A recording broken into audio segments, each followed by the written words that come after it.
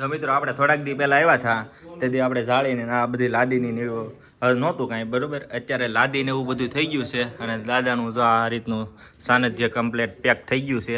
અને આ જો કેનર છે અહીંયા આ બધી લાદી કમ્પ્લેટ થઈ ગઈ છે, અહીં સુધી થઈ ગઈ છે. અને આ દાન પેટીથી કમ્પ્લેટ થઈ ગઈ, આમને પડી હતી એટલે વ્યવસ્થિત થઈ ગઈ છે.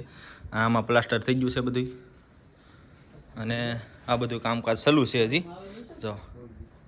અને મિત્રો આવી જશે હા ભાઈ.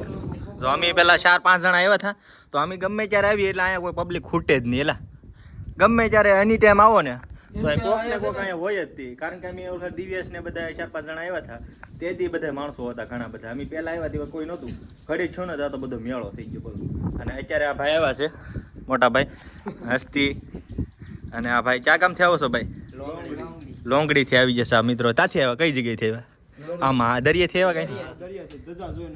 જોયો ભાઈ ધજા ધોઈને વી આવે છે દાદાની. ધજા આવે ને આમ આગળની દેખાય ને એટલે અમને ખબર પડી જાય દાદાનું સાનિધ્ય અહીંયા જ છે એમ. હું હા. અને જો જનરેટર અહીંયા છે, જનરેટર જ છે ને. અને ગાડલાની સુવિધા છે, રાત રોકાવું હોય તો રોકાઈ શકો એવી છે. જો માથે મૂકી દીધા છે ગાડલા. અને આ ખુરશીઓ બધું કમ્પ્લીટ થઈ ગયું. આ દકાનાથી દાનમાંથી આ બધી ખુરશી આવેલી છે, આ બધી કમ્પ્લીટ થઈ ગયું. આ બધી જો.